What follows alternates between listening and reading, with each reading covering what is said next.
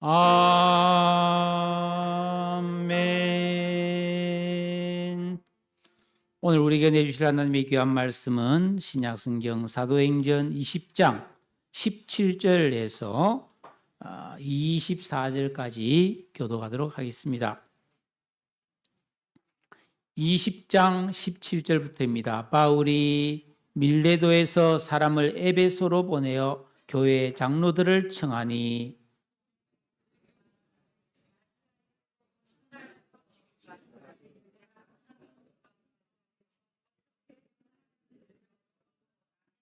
곧 모든 겸손과 눈물이며 유대인의 간계로 말미암아 당한 시험을 참고 주를 섬긴 것과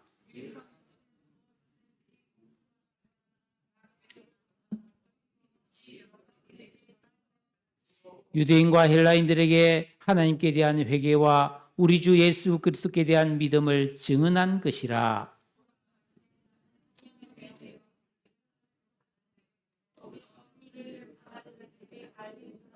오직 성령이 각성에서 내게 증언하여 결박과 환난이 나를 기다린다 하시나 내가 달려갈 길과 주 예수께 받은 사명 곧 하나님의 은혜의 복음을 증언하는 일을 마치려 하면은 나의 생명조차 조금도 귀한 것으로 여기지 아니하노라.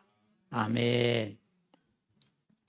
예수 믿고 구원받은 그리스도인은 어떻게 살아야 하는가? 설계도가 필요합니다. 그건 하나님의 말씀이죠. 그리고 비상행동 요령을 알아야 합니다. 우리 지금 나들이에도 보면은 아동들이 있잖아요. 아동들이 음식을 먹다가 목에 걸렸다. 어떻게 해야 되느냐? 하인리 방법을 취한다. 토닥거린다. 숨을 안 쉬면 심폐소생술을 한다. 다 비상행동 요령이 있어요. 그리스도인들은 내가 믿는 이 믿음이 방해를 받거나 침해를 받을 때 혹은 세상으로부터 이 복음의 공격을 받을 때 어떻게 해야 되는가? 이런 비상행동 요령을 알고 있어야 됩니다. 그리고 인생의 진정한 방향과 목적이 분명해야 됩니다. 나는 무엇을 위해 사는가? 내가 정말 내 인생의 참된 목표는 뭔가? 이걸 알아야 됩니다. 예수님께서 요한복음 12장 24절에 내가 진실로 너희에게 이르노니 한 알의 밀알이 땅에 떨어져 죽지 아니하면 한 알 그대로 있고 죽으면 많은 열매를 맺는다. 이 말씀대로 예수님 한 분이 가장 먼저 십자가에 달려 죽으심으로써 많은 사람이 그 예수를 믿고 구원을 받았죠. 12제자가 살아났고 그들이 또 흩어져서 복음을 전하다가 순교함으로써 많은 성도들이 예수를 믿고 교회가 세워졌습니다. 2000년 교회 역사를 보면 한 사람이 희생함으로써 많은 사람이 구원을 받은 이 밀알 사건, 한 알의 밀알 사건이 헤아릴 수 없이 많이 등장합니다. 우리 한국 교회도 많이 있었습니다. 그 중에 하나만은 말씀드린다면 지금으로부터 35년 전의 일이에요. 저 캐나다 멀잖아요. 그래서 비행기 타면 12시간을 가야 되죠. 그 캐나다 출신으로서 당시 헨리팍스 신학교를 다니던 이 맥켄지라는 청년이 있었어요. 좀 헤어스타일이 나랑 비슷하게 생겼는데 이 맥켄지는 이상하게 조선 땅에 관심이 많았어요. 여러분 140년 전에 우리나라는 전 세계에서 가장 알려지지도 않았고 가장 없는 못 사는 나라고 그 당시에는 일제시대였어요. 일제시대. 그런데 기도만 하면 조선이 자꾸 생각나서 결국 이 맥켄지는 어느 누구의 도움이나 그것도 받지 않고 독립선교사로 1893년 10월에 우리나라에 왔습니다. 제물포항에 도착해서 그 당시 우리나라에서 가장 유명한 교회는 저 황해도 장년에 있는 소래 교회였습니다. 이 소래 교회는 선교사가 들어오기 전에 우리나라에 인삼장수가 중국 갔다가 그 선교사에게 복음을 듣고 와서 우리나라 사람이 우리나라에 세운 최초의 교회입니다. 엄청난 교회예요. 세계 역사에 이런 일이 없어요. 선교사가 오기 전에 스스로 그 자기 민족이 외국에 가서 복음 듣고 와서 교회 세운 나라는 우리나라밖에 없습니다. 이 소래의 교인들이 예수를 잘 믿었어요. 그래서 막 역사의 기록을 보면 예수님께서 자기 십자가를 지고 나를 따르라 해서 전부 다 이 등에 조그만 십자가를 새끼고 와서 메고 다녔어요. 그래서 선교사들이 들어오면 일단 소래 교회에 가서 거기서 말을 배워가지고 전국으로 흩어져서 선교를 했습니다. 이 맥켄지도 소래에 와서 말을 배웠는데 그 당시 교인 대표인 서경조 장로, 나중에 우리 한국 최초의 7명의 목사 중 한 사람인데 이 서경조 장로가 부탁해서 그 소래에 눌러앉았어요. 그래서 초가 지붕과 그런 토담을 만들고 온돌방에서 자고 그 당시 시골 음식을 먹으면서 그곳에 정착을 했습니다. 여러분 한번 생각해 보세요. 그 당시 캐나다는 선진국이에요. 지금 여러분들이 만약에 아프리카 오지에 제가 아는 박종구 선교사는 에티오피아 선교사인데 소똥으로 만든 집에 살았어요. 얼마나 벌레가 들끓겠어요. 냄새는 그렇다 치더라도. 그 원주민이 먹는 음식을 먹을 수 있겠습니까? 이 맥켄지 선교사가 그렇게 살면서 우리 나라 사람과 똑같이 살아버린 거예요. 그러자 그 소래의 모든 주민들과 불신자들도 저 사람은 우리 마을 사람이야 하면서 이웃으로 인정해 준 거예요. 그리고 이 소래교회가 한옥으로 새로운 교회를 건축할 때 일체 선교사나 외국의 도움을 거절하고 자신들의 힘으로 이 교회를 지어요. 이때 맥켄지는 흙과 돌을 나르고 벽돌을 샀고 집 나르는 일을 열심히 했습니다. 네.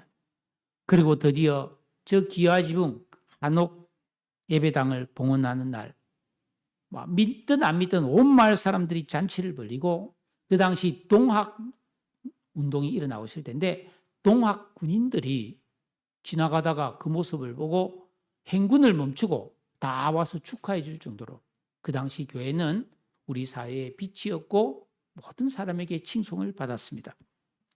자, 그런데 예배당 봉헌식을 한 일주일 뒤에 맥켄지 선교사가 죽어버립니다. 그의 남긴 일기를 보면 위생 상태가 열악한 그 토담집에 살면서 풍토병에 걸렸는데 음식을 거의 못 먹고 다 토하고 고열로 누워있는 시간이 많았는데 그런 병 중에도 자기를 돌보지 않고 아픈 티를 안 내고 그 예배당 건축에 최선을 다했고 봉헌한 후에 회복 불능 상태에 빠진 것이죠. 그래서 조선에 온 지 1년 6개월 만에 34살의 맥켄지가 그 소래 땅에 묻히게 됩니다. 이 맥켄지의 죽음의 소식을 들은 카나다의 헬리팍스 투르로 제일교회 성도들은 너무 큰 충격을 받았죠. 그런데 그들은 좌절하기보다는 우리 맥켄지가 그토록 사랑했던 조선을 우리도 사랑하자. 그래서 특별 선교헌금을 시작했고 이 소문이 캐나다 전국에 퍼졌습니다. 그래서 모든 교회들이 헌금을 했고요. 캐나다 장로교회는 1897년 10월에 조선 선교를 정식으로 결의했고 그 결과 100명이 넘는 캐나다의 젊은 의사들이 우리나라에 선교를 와서 함경도를 중심으로 많은 교회를 세우게 됩니다. 한 사람의 죽음이 끝이 아니라 본격적인 시작이 된 것이죠. 여러분, 미국의 호주의 데이비스 선교를 한 사람은 부산에 왔는데요. 나흘 만에 죽어요. 근데 그가 그 누나도 와서 우리나라에 선교를 했는데 나흘 만에 죽었는데 그 호주에 있는 사람들이 감동을 받고 또 100명 넘게 선교하러 옵니다. 우리나라에 그런 일이 너무 많았다는 거죠. 당시 여러분, 미국, 영국, 호주, 캐나다 출신 선교사들은 다 사회적 엘리트들이었어요.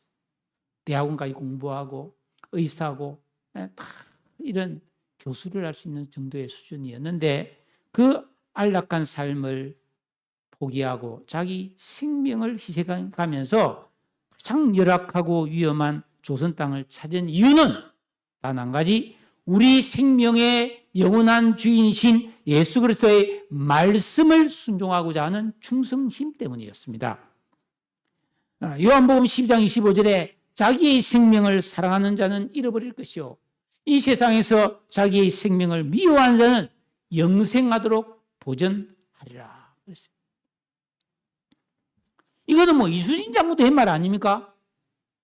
사즉 생, 생즉 사. 살고자 하면 죽을 것이요 죽고자 하면 살 것이다. 이거는 어떤 일을 정말 제대로 하고자 할 때 반드시 들어가는 말이에요.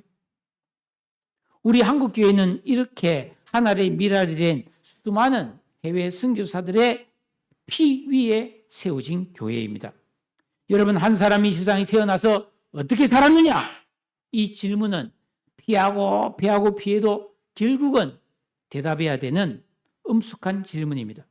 하나님은 우리 각자가 이 인생이라는 기회 동안에 내가 일생 동안에 어떻게 살았는지, 얼마나 사랑했는지, 얼마나 인내했는지, 얼마나 선행을 베풀었는지, 거룩하게 살았는지 우리 인생의 무게를 달아보시고 심판합니다. 바울은 고린도전서 9장 25절에서 이기기를 다투는 자마다 모든 일에 절제하나니 그들은 썩을 승리자의 관을 얻고자 할 때 우리는 썩지 아니할 것을 얻고자 하노라. 그러므로 나는 따름질하기를 향방 없는 것 같이 아니하고. 여러분, 달리기 선수가 엉뚱한 대로 달려가면 아무리 빨리 달려도 소용없잖아요. 또 싸우는 사람, 건투 선수가 막 주먹을 아무리 휘둘러도 맞추지 못하고 허공을 막 향해서 막 아무리 휘둘면 지쳐서 그냥 자빠지는 것이. 그것처럼 우리 인생에 목표가 분명하지 않으면은 그는 헛수고다, 그 말입니다. 여러분들은 지금 어떻게 살고 있습니까? 우리는 어떻게 살아야 진정으로 내 인생은 의미가 있었고 내 인생은 정말 성공이었다고 말할 수 있을까요? 오늘은 우리 대한예수교장로총회가 순교자 기념주일로 지키는 날입니다. 예수 믿는 우리는 예수 그리스도께서 먼저 십자가에 달려 죽으시는 이런 희생의 그 피의 은혜를 통해서 구원을 받았어요. 그리고 한국교회와 이 세상의 모든 교회는 순교자들이 흘린 피 위에서 교회가 세워졌다라는 겁니다. 4세기의 교부, 예수님이 계셨고 예수님의 직계 제자를 사도라 부르죠. 이 사도들의 직계 제자를 속사도라 부릅니다. 이 속사도의 직계 제자를 교부라고 불러요. 이 교부는 예수님 사도, 속사도, 교부니까 한 3대 되죠. 이 중에 유명한 터툴리안이라는 사람이 있는데 이 사람이 순교자들의 피가 교회 성장의 씨앗이다 이렇게 말했습니다. 2000년 기독교 역사는 순교의 역사라고 할 수 있습니다. 십자가의 복음을 지키기 위해 얼마나 많은 순교자가 있었는지 몰라요. 우리나라에서만 1884년부터 140년까지 최소한 2600명의 순교자가 있었다고 합니다. 여러분, 로마 가톨릭에서는 순교자들을 성인으로 추앙합니다. 그래서 세례를 줄 때 그 세례명으로 그 성자의 이름을 따르기도 해요. 우리나라도 많죠. 성자가 김대건 신부라든지 많죠. 그래서 미국 사람 중에서도 세례명이 김대건인 사람 많아요. 그들이 왜 그렇게 성자를 추앙하는가 하면 그 순교한 성자의 공로를 자신의 유익으로 얻기 위해서입니다. 그러나 우리 개혁주의, 우리 교회에서는 순교자를 귀하게 여기고 그들의 신앙을 모델로 삼기는 하지만 숭배나 경배의 대상으로 삼지는 않습니다. 오늘 우리가 읽은 이 성경 말씀 본문은 사도 바울이 3차 선교여행을 마치고 이제 마지막으로 예루살렘으로 올라가는 도중에 자신이 3년간 목회했던 에베소 교회의 장로들을 만나서 대화를 나눈 내용입니다. 바울은 3번에 걸친 세계 선교여행을 마쳤고 이제 그는 예루살렘으로 가서 거기서 한 2년 동안 같이 있다가 로마로 제2인도에서 가서 거기서 재판을 받고 감옥에 갇혀있다가 순교하지 않습니까? 이 바울은 이제 마지막 가는 길이니까 자기가 사랑했던 그 에베소 교회 장로들을 만나기 원하는데 에베소까지 갈 수는 없고 그 장로들을 밀레도라고 하는 항구로 이렇게 불러와서 거기서 함께 식사를 하면서 대화를 나눕니다. 우리는 오늘 이 말씀 바울의 마지막 고별하는 그런 말씀을 통해 그가 어떻게 주님의 일을 하고 무엇을 위해 살았는지를 잘 들여다볼 수 있습니다. 바울은 그 3년이라는 결코 짧지 않은 기간 동안에 19절에 보면 곧 모든 겸손과 눈물이며 유대인의 관계로 말미암아 당한 시험을 참고 주를 섬겼다고 했습니다. 주님을 섬겼다. 즉 말씀을 전하고 성도들을 돌보고 그들을 바른 길로 인도하는 이런 주님의 일을 하기 위해서 모든 일에 겸손했다. 여러분, 이 아담 안에 있는 옛사람의 특징이 어떻게 하든 남보다 자기가 더 돋보이고 싶고 남보다 더 잘나 보이고 싶고 남보다 조금 더 나으면 자랑하고 싶고 인정받고 싶은 게 인지상정이죠. 바울은 뛰어난 점이 많았던 사람이에요. 그러나 항상 겸손했다. 왜? 예수님을 높이기 위해서. 그리고 너무너무 힘들어서 늘 눈물을 흘렸다는 거예요. 그러면서 유대인의 관계, 사람들이 거짓과 속임수, 공갈, 협박 등 온갖 시험과 유혹을 참았다고 고백합니다. 고린도전서 15장 31절의 고백처럼 나는 날마다 죽노라 라고 하는 이 순교적인 자세로 주의 일을 했던 사람이 바울이었다는 겁니다. 이 순교란 게 어느 날 순교하겠다 해서 되는 게 아닙니다. 평소에 순교적인 삶을 살아야 순교할 때 순교할 수 있는 것이죠. 예? 갑자기 막 축구를 잘한다든지 갑자기 피아노를 잘 치게 됐다든지 그런 게 없잖아요. 그런 거 없습니다. 그러면서 20절에 유익한 것은 무엇이든지 공중 앞에서나 각 집에서나 거리낌이 없이 여러분들에게 전하여 가르치고, 여러분 제가 목사이지만 여러분들에게 올바른 말을 다 전하려면 굉장한 용기가 필요해요. 여러분도 마찬가지 아닙니까? 여러분도 어떤 사람이 보면 뻔하게 잘못하고 있는데 당신 잘못했어 말하기가 쉬워요? 쉽지 않습니다. 지금 미국은 원래 미국이 이 기독교 신앙 위에 세워진 청교도 정신으로 세워진 나라 아닙니까? 대통령이 지금도 대통령 선서할 때는 성경책에 손을 얹고 선서를 하는 나라입니다. 그리고 백악관 안에는 대통령을 위해서 기도하는 7명의 자문 목사가 있어요. 그 국가에서 월급도 줍니다. 그런 나라가 미국이에요.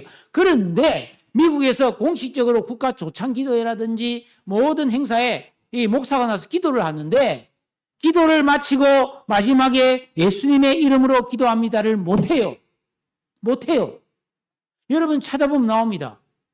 트럼프 대통령 취임식하고 거기서 기도회할 할 때 많은 사람들이 모인 데서 목사가 대표 기도를 하면서 마지막에 뭐라는 줄 아세요?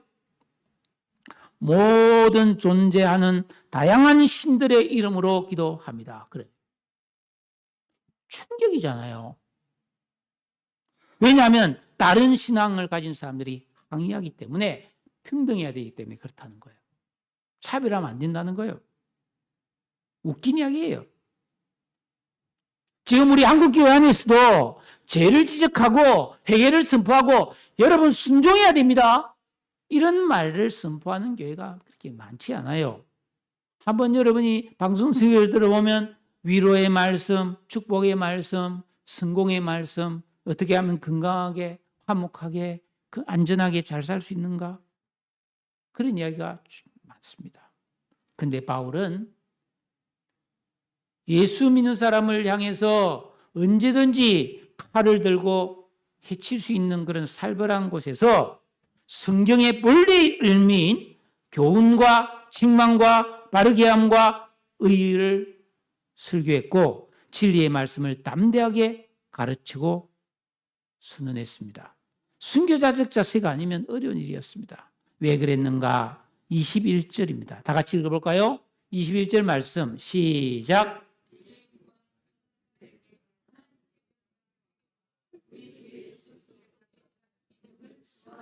오직 죄를 회개하고 예수 그리스도를 믿음으로 구원받게 하려고 진리의 말씀을 전했다는 겁니다. 그렇습니다. 여러분 잘 아셔야 돼요. 교회는 여러분들을 위로하는 곳이 아닙니다. 여러분 위로받고 싶으면 영화 보러 가시고 공연 보러 가시고 쇼핑하러 가세요. 교회는 위로를 받는 곳이 아니고 하나님의 말씀에 순종함으로써 그냥 위로가 오는 거예요. 의도적으로 위로를 주는 곳이 아니에요. 그리고 교회는 칭찬해 주는 곳이 아닙니다. 오히려 하나님의 말씀을 통해서 여러분에게 올바른 교훈을 말해주고 책망을 내주고 잘못된 것을 바로잡아주고 의가 무엇인지 진짜 올바른 게 뭔지를 가르쳐서 여러분들 하여금 정말 내 인생이 흠이 없고 거룩하도록 돕는 것이 교회이고 교회는 마치 영적인 병원과 같아서 병든 영혼들이 와서 치료받는 곳인데 여러분이 병원에 치료하러 가서 의사 선생님 나를 위로해 주세요. 나를 재미있게 해주세요. 그런 병원이 어디 있습니까? 병원은 가서 주사를 찌르고 칼로 째고 그러는 것이 병원이에요. 맞죠? 제가 언젠가 말씀 안 드렸을 거예요. 몇 년 전에 발톱을 예쁘게 깎는다고 끝을 동그랗게 깎아서 발톱이 타고 들어가가지고 너무너무 아픈 거예요. 발을 뜨거운 물에 퉁퉁 불려서 내가 아무리 손톱깎이를 해도 안 되더라고. 그래가 옆에 병원에 닦았는데 와 의사는 아무렇지도 않게 나보고 마취제 한 대 탁 근데 빨갛게 염증이 나서 부은데 바늘을 막 푹 찔러서 마취제를 주더라고. 으악! 했어요 제가. 그러더니 세상에 무슨 이상하게 생긴 가위로 막 발톱을 쭉쭉쭉 잘라내더라고. 그랬더니 발톱 이 끝이 있잖아요. 딱 이렇게 솥불처럼 그러다가 살 속에 박히더라고. 와, 진짜 인증사정 안 보더라고요. 교회는 그런 곳이에요. 교회는 원래 인증사정 봐주는 게 아니고 여러분들을 정말로 하나님 말씀으로 올바르게 여러분을 가르치고 지도해서 여러분들 다 천국에 가서 영원토록 복을 누리며 영원한 생명을 누리도록 하는 것이 교회의 본래 사명인 줄로 저는 믿습니다. 저도 여러분 웃기라면 진짜 잘 웃길 수 있어요. 정말요. 유머 같은 거 잘합니다. 어디에 나가면. 근데 잘 안 하는 이유가 뭐냐? 그럴 시간이 없는 거예요. 여러분하고 막처럼 만나서 한 40분 정도 제가 설교하는데 웃기고 뭐 그럴 시간이 없는 거예요. 여러분들이 매일 이렇게 와서 예배드리면 나 웃길 수 있어요. 예. 그리고 나서 이제 바울은 성령의 매임을 받아서 예루살렘으로 간다고 말하는데 여러분 우리 신앙이 성장해서 진짜 제대로 된 신앙으로 쫙 올라선 신앙이 어떤 신앙이면 하나님과 연합 신앙이라는 거예요. 하나님과 내가 딱 하나가 되는 거예요. 진짜 우리가 절친한 친구와 마음이 꼭 맞는 것처럼 하나님과 너무너무 잘 통하는 상태, 이걸 연합이라고 하는데 그런 상태가 되면 우리는 성령의 메인 신앙이 되는 거예요. 찬송, 복음성에 보면 오직 주의 사랑에 매여 이런 말이 있어요. 사랑에 매이는 거예요. 그래서 내가 나를 내 마음대로 못하고 하나님이 말씀이 들리면 그냥 말씀 따라가는 이걸 성령에 매여 그러는 거예요. 그 바울은 예루살렘에 가고 싶어 간 게 아니에요. 성령께서 인도하시니까 저항하지 않고 네 하면서 순종해서 가는 걸 지금 말하고 있는 거예요. 그런데 문제는 거기서 무슨 일을 당할지 모른다. 이 말은 뭡니까? 위험하다 이 뜻이에요. 예수를 너무 싫어하는, 그런데 이 복음을 전하는 바울을 너무나 미워하는 과격한 율법주의 유대인들에게 죽을 수도 있다는 말이에요. 실제로 바울이 갔을 때 40명이 금식하면서 바울 좀 죽이기 전에는 우리는 밥도 안 먹는다 그러면서 결사대가 조직될 정도였잖아요. 자, 바울이 그런데 예루살렘으로 막 올라갈 때 많은 바울을 사랑하고 아끼는 경건한 성도들이 바울을 위해서 막 기도하는데 뭐 환상을 봅니다. 하나님의 음성을 듣습니다. 올라가지 마세요. 당시 올라가면 결박되고 묶여서 감옥에 갇히고 생명을 잃습니다. 가지 마세요 하고 많이 말립니다. 그에 가면 결박과 환란이 기다리고 있다는 거예요. 명백한 사실이었고 불을 보듯 확실했습니다. 그러나 바울은 오늘 그 말씀 24절에 뭐라 그랬어요? 내가 달려갈 길과 주 예수께 받은 사명 곧 하나님의 은혜의 복음을 전하려 하면은 나의 생명을 조금도 귀한 것으로 여기지 아니하노라. 엄청난 결단을 지금 하고 있습니다. 여러분, 오직 승리의 인도하심에 순종해서 좁은 길, 영원히 사는 하늘의 미랄이 되는 길을 나는 갈겠다는 결연한 고백을 하고 있습니다. 예. 한국계 미국의 소설가 김은국이라는 분이 있어요. 이분이 순교자라는 책을 썼는데 이 책은 실화 소설로서 노벨 문학상 후보까지 올라간 책입니다. 최종 후보에서 떨어졌지만 이 책의 내용을 보면 이제 곧 6.25 75주년 기념일이 며칠 안 남았잖아요. 이 6.25 때 공산군들이 쳐내려 내려와가지고 점령지에서 그들의 말을 듣지 않는 15명가량의 목사들이 체포되어서 숲속에 끌려가서 총살을 당했습니다. 실제로. 그런 일이 많았죠. 그 15명이 총살을 당했는데 나중에 그 15명의 총살당한 목사님을 다 순교자로 인정을 했습니다. 그런데 이 소설에 보면은 그 수사관, 경찰의 수사관으로 있던 한 사람이 이 사건을 자세히 추적하다가 충격적인 사실을 알게 되었어요. 15명의 목사가 끌려갔는데 그 중에 한 명이 살았다는 거예요. 그리고 나중에 포로로 잡힌 그 당시 총살 현장에 있었던 그 공산군들과 다 조사를 해본 결과 15명의 목사가 끌려갈 때에 울며 제발 목숨만 살려달라고 애걸복걸 했다는 거예요. 그런데 딱 한 분은 끝까지 공산군들을 너희들 잘못하는 것이다. 예수 믿고 구원받아야 된다. 나는 예수를 내 생명의 구주로 믿고 목사로서의 사명을 당할 뿐 공산당에 협조할 수 없다라고 항거했습니다. 이 민구들은 그 목사들 전부 총살시키면서 끝까지 예수 믿으라고 전한 목사하고 당신은 진짜 목사니까 살아라 하면서 살려보내줬다는 거예요. 그리고 그 목사님이 누구냐 하면 평양신학교 17회 졸업한 이학봉 목사님이었어요. 이분의 아들이 이인범 교수로 우리 연세대학교 음대 학장을 지낸 테너 이인범인데 유튜브에 나오면 이분이 부른 찬양집이 많이 있어요. 가고파를 참 잘 불렀더라고. 가고. 이 이인범 목사님은 풀려나자마자 또 바로 가서 복음을 전하다가 결국은 순교를 당했습니다. 그러니까 이 김은국 씨는 이 순교자라는 책에서 누가 참된 순교자인가를 말했다는 겁니다. 참된 순교자는 예수 믿고 박해를 받다가 죽었다고 순교가 아니고 죽을지라도 끝까지 신앙 양심을 저버리지 않고 예수 그리스도가 우리의 구원자 되심과 우리가 믿는 신앙의 정조를 끝까지 담대히 고백하고 외치면서 죽어야 진짜 순교자라. 이게 쉬운가요? 여러분이 한국교회 140년 선교 역사에서 가장 아픈 역사는 놀랍게도 1938년 일본에 의해서 신사참배를 강요했을 때 많은 한국교회가 굴복했던 일입니다. 여러분 1938년 대한예수교 장로회 제27회 총회에서는 전 교단이 신사참배하기로 결의했고 모든 거기에 모인 목사님들이 회의를 마치고 장로님들과 함께 일본 신사에 가서 절을 했어요.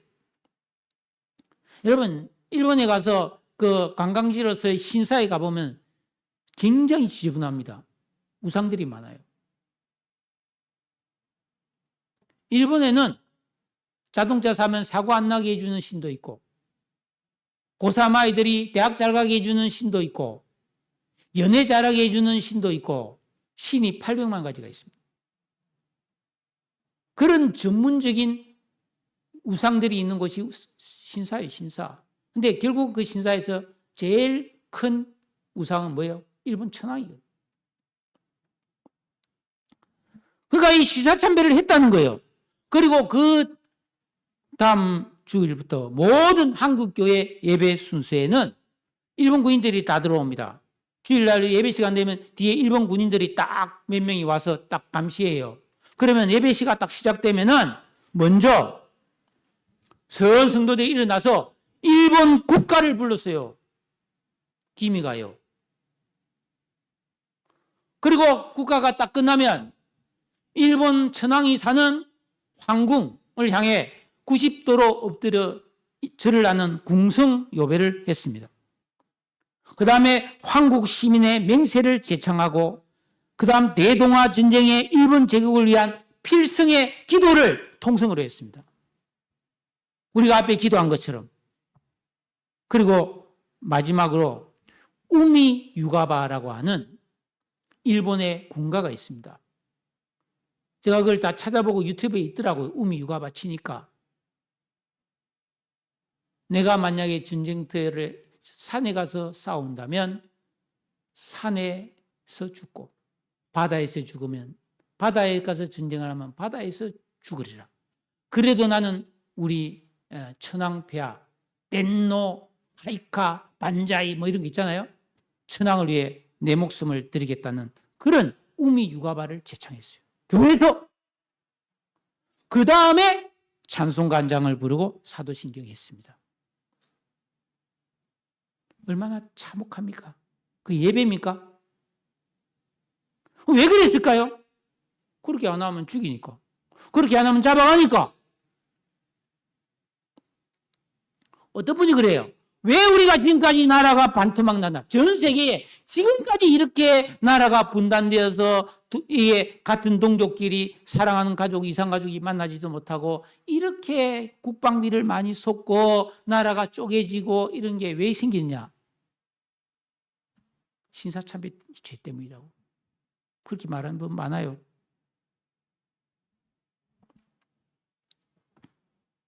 그러나 다 그런 건 아니었어요.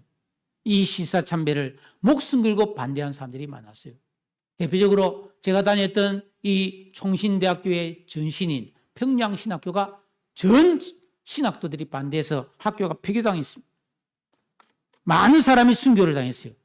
평안북도의 이기선 목사님을 중심으로 저기 나오는 주기철, 여러분 볼 때 왼쪽 제랄에 있는 주기철 목사님을 중심으로 신사참배를 적극적으로 반대하다가 옥고를 치렀고 해이와 협박, 고문을 당하면서 일사각오의 신앙으로 신앙의 절개를 끝까지 지키다가 순교를 당했죠. 손양원, 이인재, 손명복, 한상동, 황철도, 주남선 많은 목사님들이 끝까지 신사참배를 거부해서 모진 고난을 겪었습니다. 장로님들 중에도 대표적인 사람이 박관준 장로님이라고 있습니다. 이 장로님도 의사였는데 신사참배를 내가 제대로 반대하려면 일본에 가서 일본 국회의원들에게 내가 이 신사참배가 잘못된다 것을 전해야 되겠다 해서 일본 도쿄에 가서 제74회 일본 제국 회의장, 즉 우리나라 국회죠. 국회가 개원하는 날 방청석에 표를 구해서 들어갔어요. 그리고 2층에 딱 앉아 있다가 국회의장이 개회를 선언하자 벼락같이 일어나서 큰 소리로 에호바 가미사마노 다이시메이다. 여호와 하나님의 큰 명령이다. 너희 일본은 반드시 패망한다. 신사참배 강요하지 말아라고 고함치고 준비해온 자기가 한문으로선 신사참배 반대 문건을 국회의원들에게 2층에서 집어 던져서 삐라치러. 현장에서 체포되었고 6년간 옥고를 치르다가 끝까지 복음을 전하고 신앙의 절개를 지키다가 1945년 해방을 앞두고 감옥에서 순교했습니다. 그는 순교하면서 마지막으로 이런 말을 남겼어요. 예수님이 나를 위해 죽었으니 이제는 내가 예수를 위해 죽으리라. 이분의 순교 기념비가 지금 서울 사당동 통신대학교 동산에 있습니다. 2000년 기독교 역사는 순교의 역사입니다. 존 박스가 쓴 순교 사화를 보면 순교자들은 오직 예수, 오직 성경만 붙들고 불구덩이에도 들어가고 칼을 받기도 했습니다. 사도 요한의 제자인 폴리가 속사도죠. 로마 황제를 신으로 숭배하라는 명령을 거부했습니다. 오직 예수 그리스도만이 나의 주님이시고 구원자시다. 이렇게 하다가 화형을 당했어요. 우리는 오늘 이 순교자 기념주의를 맞으면서 우리의 신앙이 너무나 연약함을 겸손하게 돌아봐야 합니다. 요즘은 환란의 때가 지나고 잘 먹고 잘 사는 것이 최고인 태평시대가 되었기 때문에 말씀대로 살기는커녕 이 땅에서 행복만을 추구하고 예수 그리스도의 십자가의 복음, 생명의 진리를 지켜야 된다는 이런 신앙은 점점 사라지고 있습니다. 기독교 역사를 보면 환난 때보다는 평안할 때가 더 많이 타락하는 것이 역사적인 증거입니다. 마르틴 루터가 1517년에 종교개혁을 하기 전 100년 전에 저 체코슬로바키아 체코의 프라하 대학의 총장이었던 얀 후스라는 사람이 1415년 화형을 당합니다. 그 이유는 프라하에 있는 예루살렘 교회에서 설교하기를 우리 신앙생활의 유일한 법칙은 오직 하나님의 말씀이다. 이게 뭐 잘못된 말이에요? 당연한 말 아니에요? 그 당시 캐토릭에서 화형을 시켰어요. 하나님의 말씀이 아니다. 교황의 말이 신앙의 법칙이라고. 그걸 어겼다는 거죠. 이 후스는 마지막으로 죽으면서 오늘 거의 한 마리가 불에 타 죽지만 100년 후에는 100조가 나올 것이다 하고 불에 타 죽었는데 100년 후에 이 마르틴 루스가 종교개혁을 시작했고 요한 칼빈에 의해 오늘날 우리가 믿는 개혁주의 교회의 신앙체계가 완성되었습니다. 사랑하는 여러분, 종교개혁 이후에도 기독교는 로마 가톨릭과 세속 왕권에 의해 심한 박해를 받았는데 1638년 영국의 국왕인 찰스 1세는 짐은 국가의 머리고 교회도 내가 머리다 이렇게 말했어요. 그걸 교회 보고 고백이라고 했어요. 그때 알렉산더 핸더슨 목사와 1200명의 에딘버러의 그레이 프라이어스 교회 성도들은 아니다 하면서 오직 예수 그리스도만이 우리 교회의 머리가 되신다. 이걸 고백하다가 전부 다 1200명 남녀노소 어린아이까지 지붕 없는 감옥에 갇혔어요. 여러분, 지붕 없는 감옥에 갇혔어요. 비가 내리고 햇빛이 내리쬐고 먹을 걸 안 줬어요. 물도 안 줬어요. 그러니까 감옥 문은 열어놨어요. 언제든지 예수 믿기 싫으면 나와서 밥도 먹고 살아라는 거예요. 그런 감옥에 갇혔어요. 1200명이 한 명도 안 나오고 다 죽었습니다. 순교했습니다. 사랑하는 성도 여러분, 오늘날 우리가 누리고 있는 오직 예수, 성경 중심의 이 참된 신앙의 자유와 기쁨과 구원의 기쁨과 소망과 축복은 이런 순교자의 피로 지켜진 신앙임을 우리는 잊어서는 안 됩니다. 우리가 믿는 이 복음은 어느 날 공중에서 뚝 떨어진 것이 아니라 수십만 명, 아니 그보다 더 많은 순교자가 자기 생명보다 이 예수 그리스도의 복음을 더 귀하게 여기느라고 후세에 이 바른 복음을 전해지고자 흘린 피 위에 세워진 것입니다. 지금은 평화시대이기 때문에 순교자가 흘린 피를 다 잊어버렸습니다. 특히 올해는 1885년 언더우드 선교사가 최초로 공식 선교사로 제물포항에 도착한 꼭 선교 140주년이 되는 해입니다. 지난 140년 동안 우리나라는 엄청난 복음이 부흥이 일어났고, 우리가 차를 타고 가다 보면 어느 마을에도 교회 없는 마을이 없을 정도로 우리나라는 엄청난 부흥을 이루고, 이 세계 역사상 이런 나라가 없어요. 세계에서 가장 큰 10개 교회 중에 4개가 우리나라에 있습니다.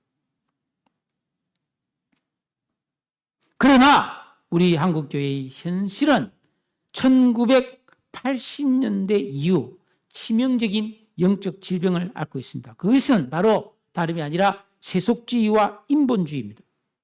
이 무서운 바이러스, 코로나 바이러스, 메르스 바이러스보다 더 무서운 영적 바이러스가 한국교회를 잠식해서 이 순교적 신앙, 순전한 복음이 약해지고 사라지고 타협주의, 중보, 중도주의, 연합주의 이런 걸 내세우면서 세상과 타협하고 있습니다.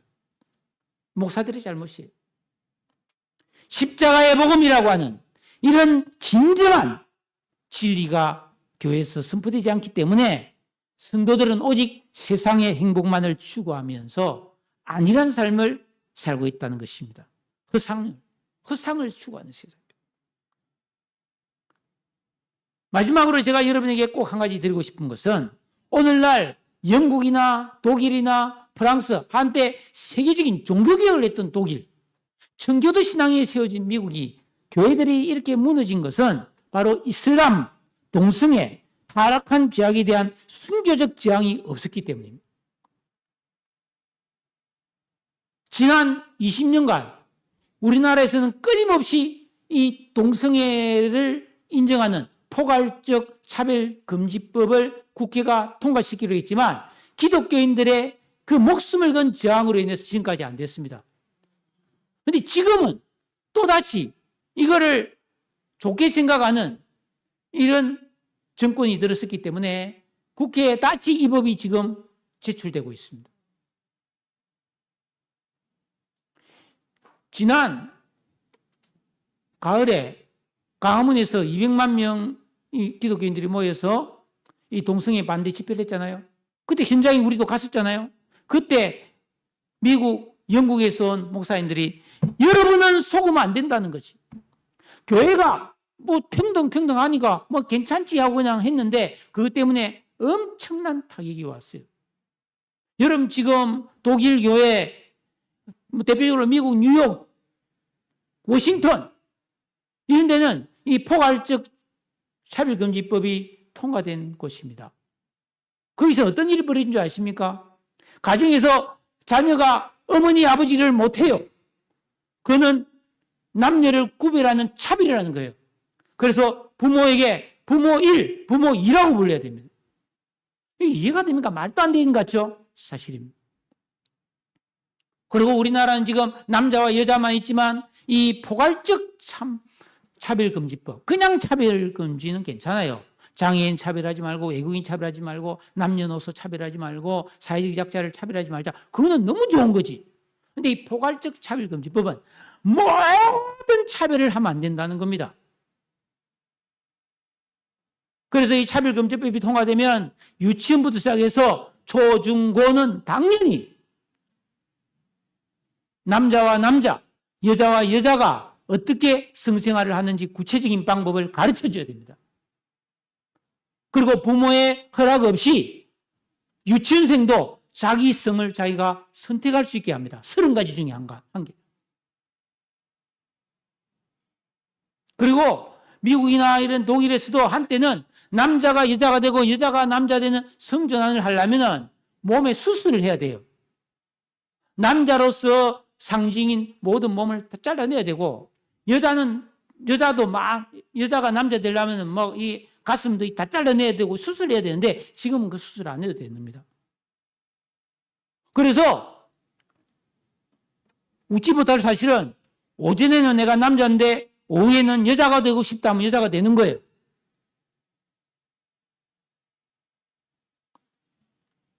그래서 뭐 화장실이나 탈의실이나 심지어 목욕탕도 마음대로 갈 수 있습니다. 말이 안 되잖아요. 지난주에 뉴스에, 인터넷 뉴스에 미국 워싱턴의 한 초등학교에서 학생 하나가 교실에서 변을 받습니다. 애들 보는 앞에서. 너 왜 그랬니? 하니까 나 고양이에요. 자기가 동물이라고 말해도 되는 거예요. 여러분, 지나가던 개가, 고양이가 길에서 뱃을 하면은 어디에 이런 예의도 없이 그렇게 말하지 않잖아요. 동물이니까. 그러니까 노상방뇨하고 길에서 아무데나 뱃을 해도 누가 와서 당신 왜 그래요? 하면은 나 동물이에요. 이러면 말을 못해요. 제가 지금 말을 해도 이 말이 아니잖아요, 이거. 근데 실제로 벌어지고 있는 일이에요. 그만큼 세상이 더러워졌다는 거예요. 왜 그러겠어요? 마귀의 역사입니다. 남자와 여자를 창조하신 하나님의 창조 질서를 깨트리려는, 그래 인간을 짐승처럼 만들려는 사탄의 계략에 노란한 수많은 변호사, 사회운동가, 소위 진보주의, 인권주의를 주장한 자들이 이런 거를 지금 우리나라에 통과시키려고 하고, 유엔에서도 한국이 왜 아직까지 선진국인데 차별금지법을 통과 안 시켰느냐 권고문을 계속 보내고, 반기문 옛날에 유엔 사무총장 할 때 박근혜 대통령한테 차별금지법 통과시키라고 수많은 압력적인 서한을 보낸 적이 있습니다. 저는 여러분에게 부탁합니다. 우리가 그리스도인이고 성경을 믿고 하나님의 창조 질서를 우리는 믿는다면은 앞으로 국회의원 선거를 한다든지 시장 선거를 한다든지 구의원, 시의원을 선거할 때 그 사람이 차별금지법, 포괄적 차별금지법, 동성애를 인정하고 이런 세상을 만드는 데 동의한다면 뽑아주면 안 되지 않겠어요? 다른 걸 떠나서 우리는 기독교인 양심을 가지고 하나님의 뜻을 파괴시키려는 그런 사람을 내가 그 법을 준다? 그거는 신앙 양심이 나는 안 맞다고 생각해요.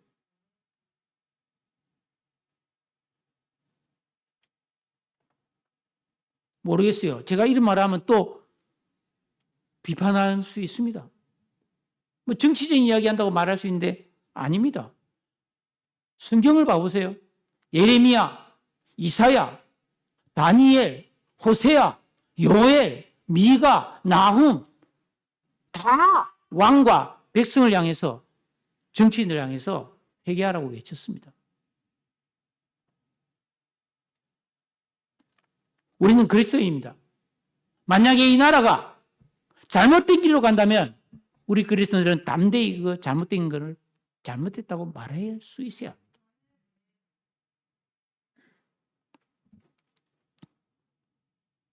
성경대로 하면 욕먹고 따돌림 받을 수 있지만 우리는 이 진리의 말씀과 복음을 부끄러워해서는 안 됩니다. 바울은 자기는 이 진리의 말씀을 선포하기 위해 나의 생명조차도 조금도 귀한 것으로 여기지 아니하노라고 말씀했습니다. 오늘처럼 너무나 세속화되어가는 시대에 남은 자로서 예수 그리스도의 십자가의 복음을 끝까지 지키고 전파하려면 우리는 순교적 신앙으로서 이 순교자들의 신앙을 따르고 순교 정신을 이어감으로써 교회의 세속화를 막고 오직 진리의 말씀과 성령을 따라 끝까지 믿음의 길을 달려가는 우리 모두가 되어야 할 줄로 믿습니다. 영상 틀어주세요.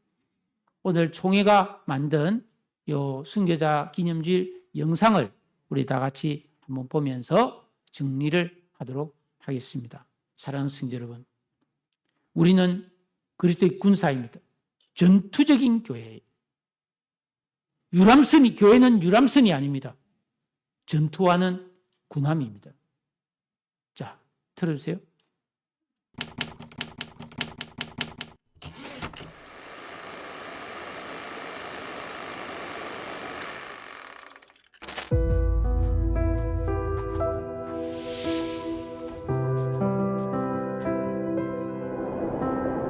한국교회의 역사 속에서 혹독한 겨울을 지내온 이들의 이야기가 있습니다.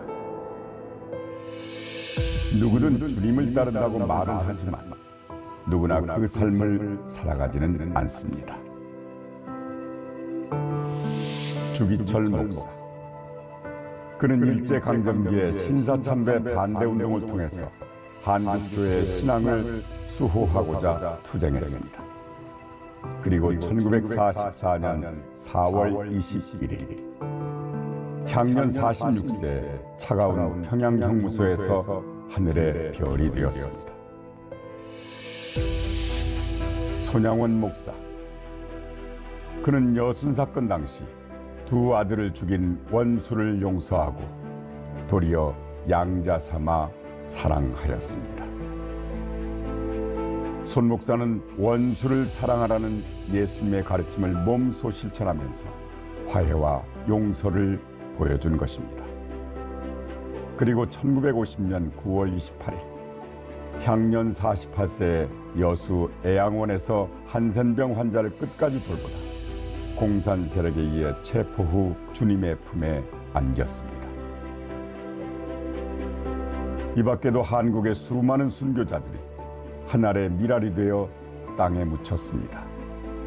이들의 순교 정신은 그들이 삶 속에서 사랑으로 실천하며 지키고자 했던 것, 바로 예수의 십자가를 우리는 기억해야 합니다.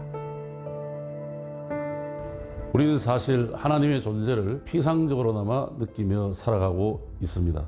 하나님께서는 하나님을 신실하게 따르는 믿는 사람의 모습을 통해 예수님을 볼 수 있게 해주셨습니다. 앞서 보았던 주기철, 손양원 목사님 같은 분들을 예로 들 수 있죠. 한국 근현대사와 맞물려 고초를 겪은 한국교회는 이 순교 정신을 바탕으로 세워져 갔습니다. 그렇다면 한국교회의 현주소는 어떤 모습일까? 순교 정신, 예수의 십자가가 우리 삶에 새겨져 있을까? 우리는 순교에 대한 생각을 성도들에게 물었습니다. 존경스러웠어요. 순교는 하나님 예수님의 신앙을 지키기 위해 돌아가신 거니까 그분들의 신앙을 본받을 만하다고 생각해요. 제가 주기철 목사님 영상을 본 적이 있었는데 왜 저렇게까지 고문을 당해야 하나 보는 저까지 억울하게 느껴졌어요. 순교는 내 삶과는 좀 거리가 먼 목사님이나 선교사님들께서 할 수 있는 거 아닌가라는 생각이 들어요. 저는 올해 80이 넘었습니다. 살아오면서 전쟁도 겪고 어려운 시절도 지내왔지만 믿음을 지키는 일이 가장 큰 사업이었던 것 같습니다. 순교라는 건 단순히 목숨을 잃는 게 아니라 믿음을 끝까지 붙잡는 일이잖아요. 그분들의 피가 지금의 교회를 교회답게 세웠기에 존경받아 마땅하다고 생각합니다. 근대사를 보면 어린아이 할 것 없이 일제강점기와 6.25 전쟁을 겪으면서 신앙 때문에 목숨을 바친 사람들이 많은데 과연 나라면 순교할 수 있을까 하는 물음표가 생기는 것 같습니다. 나라면 예수님을 부인하지 않고 목숨까지도 내어놓을 수 있을까? 잘 모르겠어요. 손양원 목사님이나 주기철 목사님처럼 바로 내어드리기에는 좀 무섭고 고민돼요. 저도 예수님을 믿고 있는데 제가 목숨을 바쳐본다는 생각을 해본 적은 없거든요. 근데 실제로 그런 상황이 오면 좀 두려움이 클 것 같고, 근데 예수님이 저를 위해 희생하셨다는 걸 생각하면 부족하지만 그 믿음을 지키고 싶은 마음이 있어요. 그 일을 닥쳐보지 않고는 사실 장담할 수 없는 게 사람이잖아요. 성경에 보면 베드로도 예수님을 위해 목숨까지 바칠 것처럼 호언장담했지만 예수님께서 붙잡히실 당시 도망쳤었고 닭이 들기 전에 예수님을 부인까지 했었잖아요. 만약 그런 상황이 저에게 찾아온다면 예수님을 부인하지 않고 시인할 수 있는 믿음을 달라고 기도해야겠다는 생각이 들었습니다. 글쎄, 그런 순간이 정말 나에게 온다면 두렵지 않다고 하면 거짓말이겠지요. 하지만 이 믿음을 마지막까지 저버리지 않을 거요. 주님께서 나를 붙드신다는 걸 믿으니까요. 네, 실제로 그런 상황이 오면 인간의 본능이 작용할 수도 있을 것 같습니다. 제 진짜 믿음이 드러나는 시험의 순간일 것 같은데요. 저는 솔직히 목숨까지도 내어놓을 만큼 믿음 있는 사람은 아닙니다. 주님이 함께 하시면 능히 이길 수 있을 것이라는 믿음 가지고 고난까지도 예수님과 함께 할 수 있는 진짜 신앙이 되기를 소망합니다. 자, 이제 우리가 사는 시대는 피를 흘려 순교하는 시대가 아닙니다. 다시 말하면 적색 순교의 시대가 아닙니다. 우리의 시대는 백색 순교의 시대라고 말합니다. 무엇을 죽이는 순교일까요? 내 안에 있는 탐욕을, 죄성을, 야망을 죽이고 하나님의 영광을 위해 하나님의 뜻이 실현되는 일을 위해 나를 헌신하는 것이 백색 순교 신앙입니다.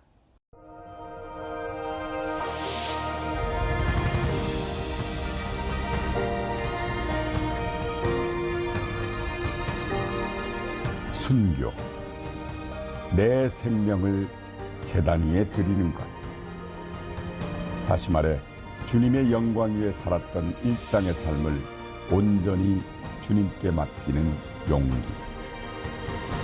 저는 순교자 김성기 집사의 아들 김은식 목사입니다. 이북의 만행과 또 국내의 좌익파들에 의해서 기독교인들이 완전히 수모를 당하고 고통을 당하는 이러한 시절이 바로 6.25입니다. 몇 분의 교인들을 세워놓고 이 중에 뭐 마지막으로 할 말이 있으면 해보라우 이렇게 하니까 저희 부친께서 하늘 가는 밝은 길이 내 앞에 있으니 찬송을 부르시고 나서 여러분 우리가 하늘나라에 가서 만납시다. 이러한 마지막 말을 남기고 총살에 순교하셨습니다. 저희 증조할머니께서 순교를 하셨는데 저는 그분의 증손녀인 이시온입니다. 저는 이 순교자의 정신을 그대로 본받아 살아가야 된다고 생각합니다. 이 순교자의 정신은 믿음을 지키기 위해서 나의 생명을 아끼지 아니하고 하나님을 더 사랑하고 더 신뢰하는 정신이라고 생각합니다. 이 순교자의 정신이 한 세대에서 끝나는 것이 아니라 나를 통해서 또한 다음 세대로 흘러가야 하는 정말 소중한 유산이라고 생각을 합니다. 이러므로 우리에게 구름같이 둘러싼 허다한 증인들이 있으니 모든 무거운 것과 얽매이기 쉬운 죄를 벗어버리고 인내로써 우리 앞에 당한 경주를 하고 믿음의 주요 또 온전하게 하시는 이인 예수를 바라보자. 그는 그 앞에 있는 기쁨을 위하여 십자가를 참으사 부끄러움을 개의치 아니하시더니 하나님 보좌 우편에 앉으셨느니라. 이제 우리는 바통을 이어받을 때입니다.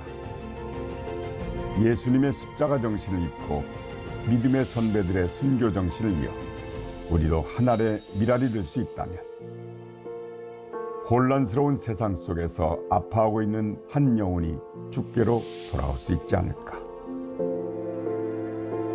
예수님 마음 내게도 주옵소서. 예수님처럼 살아가게 하소서. 기독교라고 하는 것은 바로 피의 역사를 가지고 있습니다. 순교자의 피가 없었으면 오늘 우리가 있을 수가 없었습니다. 반드시 복음을 말할 때 말하지 않는 것은 비겁한 겁니다. 복음을 말할 때 분명히 예수 그리스도의 십자가와 부활을 정확하게 말하고 나는 그리스도인입니다 하는 이런 자존심과 자긍심을 갖는 것이 오늘 우리가 사는 순교의 정신을 이어가는 겁니다. 우리가 살아도 주를 위하여 살고 죽어도 주를 위하여 죽나니 그러므로 사나 죽으나 우리가 주의 것이로다.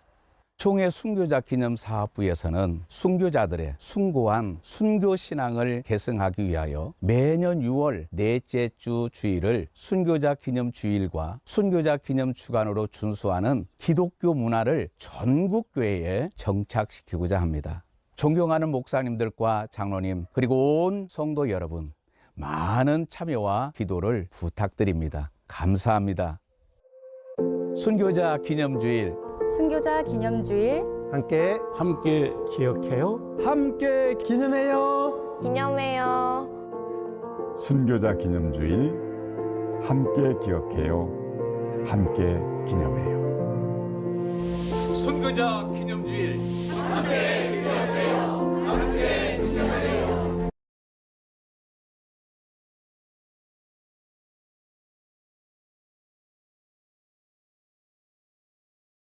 끝까지 믿겠다면 방아쇠를 당겨서 죽이겠다. 저는 그런 생각 많이 하거든요. 전에는 어떡하지 이런 생각을 한 적이 있는데 지금은 안 그렇습니다. 그때는 그때고 지금은 그래 죽여라. 너도 예수 믿어라. 그러고 뭐 죽든지 살든지 해야지. 예. 저는 그걸 늘 생각합니다. 예. 여러분들에게 제가 강요할 마음은 없습니다. 여러분들도 결단하십시오. 스스로 생각하십시오. 나는 그럴 때가 오면 어떻게 할 것인가. 예. 성경을 보면 죽으면 죽으리라.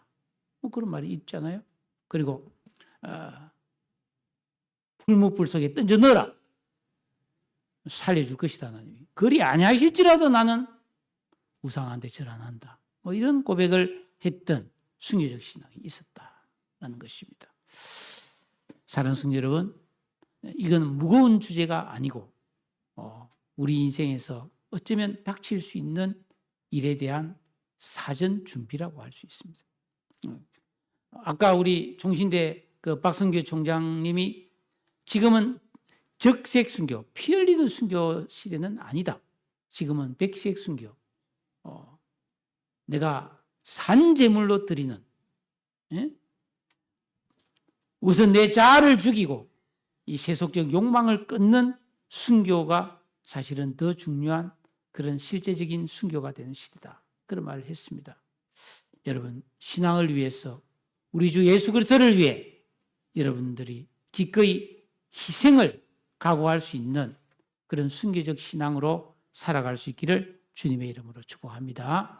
찬송.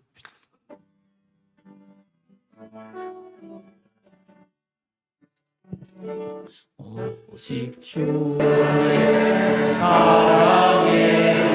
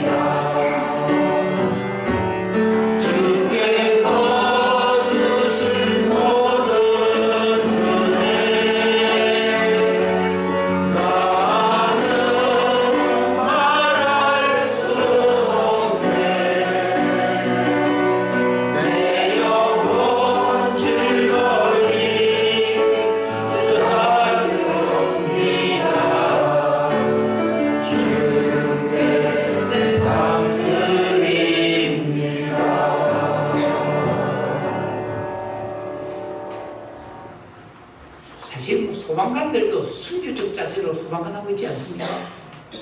불나면 사람 바로 불구덩이 들어가다가 뭐 종종 생명을 잃는 소방관들 많지 않나요? 다 생명 걸고 사는 거예요.